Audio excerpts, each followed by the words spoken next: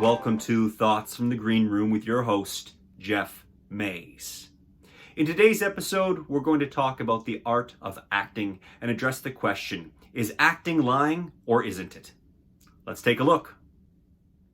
All right. So I've been taking a lot of acting classes lately, and a lot of the information that I'm gathering is not necessarily new information. It's just information that's starting to coalesce in a different way. And in order to address the topic today about whether or not acting is lying or maybe it's not lying, I want to talk about three things that I often hear or have been challenged on through teachers, through colleagues, peers, directors. And those three things are this. The first one is that as an actor, our greatest asset is ourself, and it is our uniqueness that gets us the role, not a character. The second thing that I often hear, and that I've been coalescing, is this idea that we don't create a character as an actor. We bring ourselves into the role of the given circumstances and live that moment. And the third and final thing, of course, is the great question that I hear, oh, you're an actor, so you must be a really good liar then, right?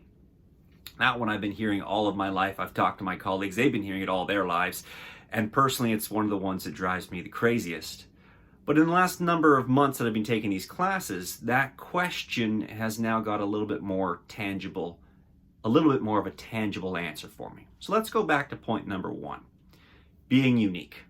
I've been told, and I've heard acting teachers, directors, professors, read books on this, and one of the most common things I ever hear is that you don't need to do or create anything special as an actor. What the casting agents are looking for, what the directors are looking for, is the actor to bring their unique self forward for the role. The best asset we have is ourselves. This is our instrument, and the only instrument that exists like it is ourselves because we are unique. This premise, this reality, this fact that each human is unique and each actor who is pursuing a craft as an artist, this simple fact of the uniqueness means that there is no way that any one role can be done the same twice by different people. I'm unique, so I'm going to give my own interpretation of character A, and my friend Stevie is equally unique, and he will give his interpretation of character A. Either interpretation is correct, and the only way we will win the role is through uniqueness. Now, this seems a little contradictory to me, and always has felt a little contradictory, because if we're doing character A, then why don't we create character A? Why don't we, put on makeup and do all the things to, put the hunch in our back or the limp in our leg or whatever it is this character calls for, and then make that character. Kind of like building a costume on top of the self and then saying the lines. It seems contradictory to me, and I've struggled with that over the years, but time and time again, professors come back to me, directors come back to me, I hear the information given to my colleagues. Stop putting on a character, bring your unique self to the role. So I'll leave it that thought for just a moment. I'm going to move on to the second thought. And that second thought is the idea that we're not creating a character. One, we've already talked about, we're bringing our unique self to our role, but if we're not creating a character, what is it that the actor is doing? I've been hearing more and more, and again, we come back to these acting classes, and this isn't new information for me. It may be new information for some of you out there, but it's this idea that we step into the role with our unique self. So if we're doing that, how do we create these characters? How does somebody like De Niro or Streep or Pacino or any of these great names in history, Olivier, any of these great names in the history of acting, step forward and become a believable person? Aren't we just watching Robert De Niro do another De Niro? Streep do another Streep? I'm sure many of you out there are thinking, no, hell no. They are what they are, absolutely. So how is it that they become something that isn't themselves if they're required to simply bring their unique self to the role? This answer which is finally settling in with me, is the idea of given circumstances. What are the given circumstances of the play, the movie, the scene, the script you're working with?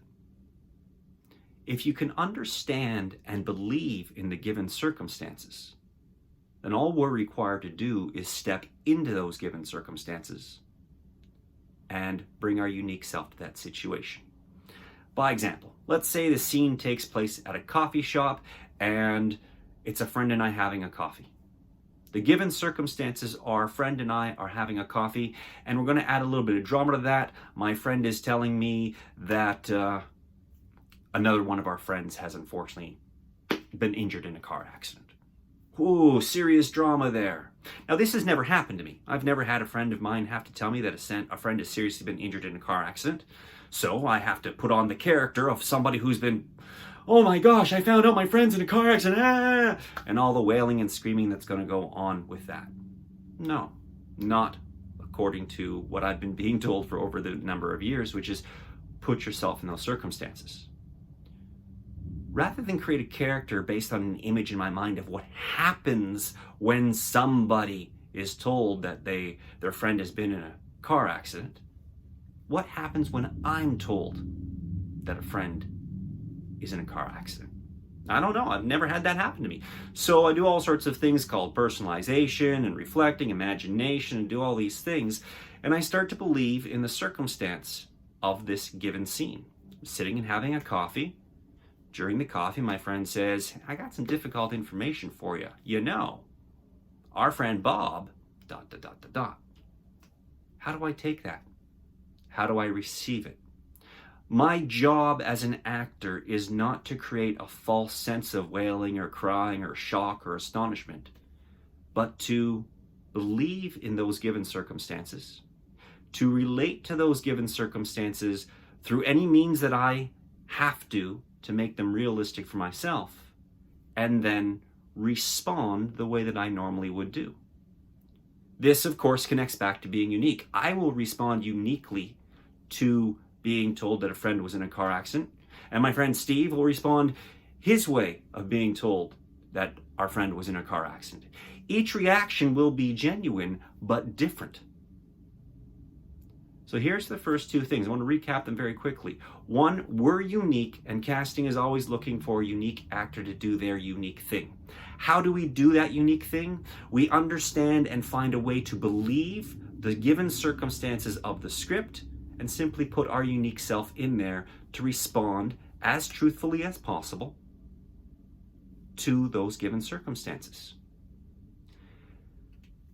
Self in a situation, use the imagination, personalization, and various techniques to make that situation real, put unique self into it. Done.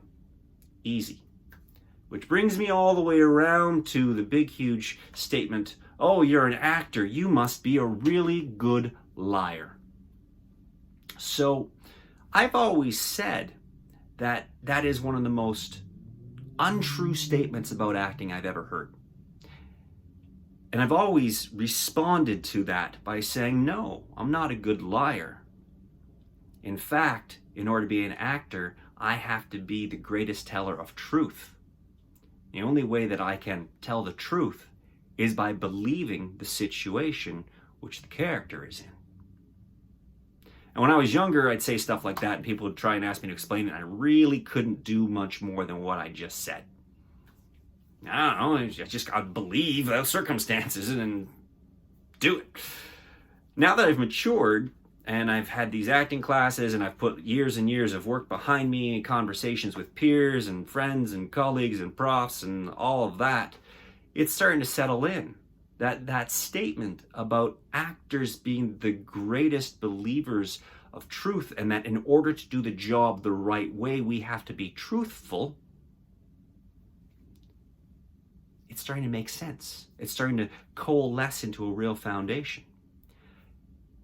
If the actor is lying about a given circumstance and falsely putting on the wailing and crying because the friend is in the car accident, then they're not doing a good job, because everybody can see a lie. Think about any time that a friend lies to you. If they're not doing a great job, you're like, why are you lying to me? But if your friend is trying to get away with something and they really don't want you to know, and they tell you a lie that they believe in, they believe the circumstances of the fiction they're creating to avoid telling the truth, then you believe them. They give themselves a set of circumstances to buy into and therefore tell that story. This is a roundabout way of all coming back to this one simple point, that it's my job as an actor to believe in a given set of circumstances and give the truth and believe in what I'm saying. In order for me to believe in what I'm saying and speak those lines, I can't be lying about it. I have to believe in the given circumstances that the playwright, the author, the script writer, the movie writer, whatever it is, has given me. And the only way that I can truly have that character belief system is if I simply put me into that role and respond truthfully. I become character. Character responds to given circumstances. There is no lying because you're believing what you're saying. Truth be told, acting is about speaking a truth of circumstances. Now, I'm going to start to wrap this up with one other thought. Somebody could easily say this is a semantic argument. And I think I can agree with that. Because oh yeah, you got to believe in your circumstances. Well, that's just lying so you can justify it. Yeah, sure. If you want to look at it that way, fine. Overall, though, we come back to this idea of a unique actor believes and puts themselves in circumstances. You don't need to do much more than respond truthfully to what you would do if you were actually in those circumstances. If you're responding truthfully, then you're not lying. And if you're not lying, people are buying into the performance. And that's when art, the artist, and the audience coalesce. So those are your thoughts in the green room. I'm your host, Geoff Mays. I'll see you in 1 or 2 weeks.